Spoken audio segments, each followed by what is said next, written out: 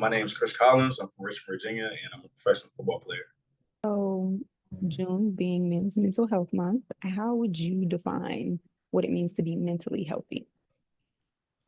To me personally, I feel like mental health is strictly based on your peace. Finding something that brings you peace. Whether that might be something that's outdoors, indoors. Involve reading. Something that may involve technology. Whatever brings your body and your mind. And it connects and brings you peace. I feel like that's mental health. And so, what are some ways or outlets or things that ground you and help you work on your mental health? The biggest thing for me, I kind of actually just picked up this new thing that I've been doing. Like I said, I'm in the National Football League currently, and it was a big transition, from college to where I am now. A lot of stressful nights, a lot of injuries, a lot of things that led up to this position. But I kind of picked up journaling.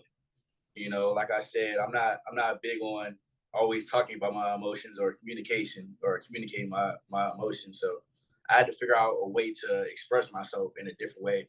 So journaling, just taking down the ideas or the thoughts or things that kind of went throughout my head throughout the day, just getting down on paper. And that's another way where I don't have to show anybody. It's just strictly for me. And I feel like that's kind of been my thing lately. And so, you talked about this being something you picked up more recently. Can you talk to me about maybe how your relationship with mental health has evolved? Because I think for a lot of young men, right?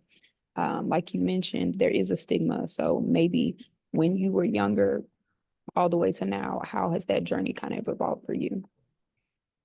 As I was younger, I really had a deep problem with toxic masculinity, so to speak, as in like you're always taught, like I said, to be tough, be that man, don't show any emotion. But kind of as my life got rougher, I kind of, you know, released that feeling that I had because like I said, I suffered two major injuries playing college football. And what people don't really talk about is, you always see like athletes on TV, on Saturdays. In my case, playing college football, but you don't see that Monday through Friday grind. You don't see that summer grind. You don't see that spring grind. You don't see, like I said, the injuries, the long nights by yourself. And kind of the more I went through stuff, it just got unbearable, so to speak. If I'm going to be, just frank, it kind of got unbearable. And like, I have a great support system. That's also something I'm thankful for. Mom, dad, loving granddad, aunt, all that. So that was something that's always been there for me. I could always give them a call, but I kind of needed peace within. Something like that inner battle myself. I just had to figure out how to really conquer that. So with myself, I kind of, like I said, picked up journaling, and I kind of picked it up when my life got harder. That may sound weird, but as like more problems came, I had to figure out a release, and that kind of came to me. So you talked a little bit about like how your family has supported you, and kind of having that community, but talk a little bit more about like what that importance is of having family, community, brotherhood, those types of things when it comes to mental health. Definitely, community is a big thing. Um, and I always like preach to like my friends. I've been gifted with gaining a lot of friends throughout my college career. Being part of fraternity Omega Psi Phi. The brotherhood that you build throughout life. Those same people that like you may wave at or say hi. You never know what they're going through. So it's simple like how are you doing? Like how's your day? Like that could be an outlet that somebody really needs. So I feel like community is big, man. That's huge. That's half the battle right there. Just because, like I said, you don't know what somebody's going through, and like I said, we're all human. So just having that outlet where I could feel like I could talk to you may save my life or may save yours. And so, to what would you say to maybe younger Black men, even younger than you, that are looking to start their journey with mental health and, dealing and coping with different things? Um, one of my uncles always told me this quote, man. I feel like this is a great quote for this situation. Rome wasn't built in a day, but it was worked on every day. So like I said, you can't feel like you're going to conquer mental health all in one day.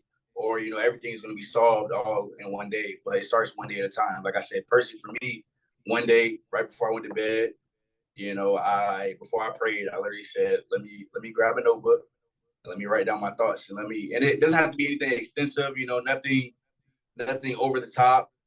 Just simply, I woke up. What did I eat? You know, how did I feel? How did this interaction with somebody make me feel?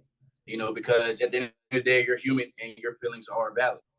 You know, and I feel like that's the biggest hump that if I would have to tell a young black man in my situation, or not even in my situation, he doesn't even have to be in sports. He's just, you know, a young black man that's excelling in whatever his career path is.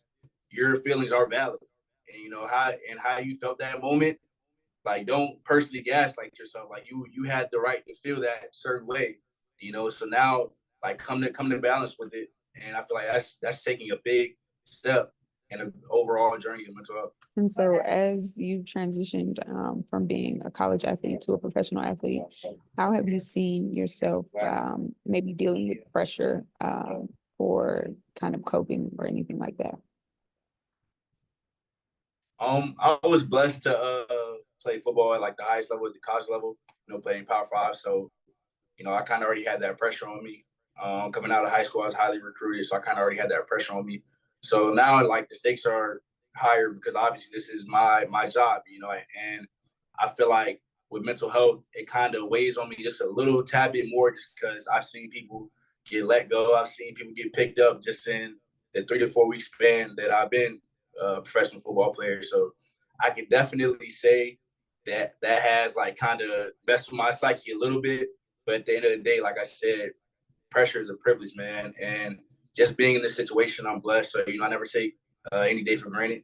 You know, each day is independent of the one before, you know, and treat that as such. So definitely, thoroughly emphasize brotherhood and community, man. Those same guys that you get on the game with, those same guys that, you know, you walk with, to the store, hang out on the weekends, those should be the same friends that you should be able to tell about your day, you know, and really analyze your circle if you feel like you can't do that, or you feel like that your feelings aren't valid. Because like I said, that's one step in us killing the stigma that, you know, men can't have emotions, you know, men can't have feelings, by just simply starting the small circle that you're with, the community that you're with, the friends that you have before you take that big step.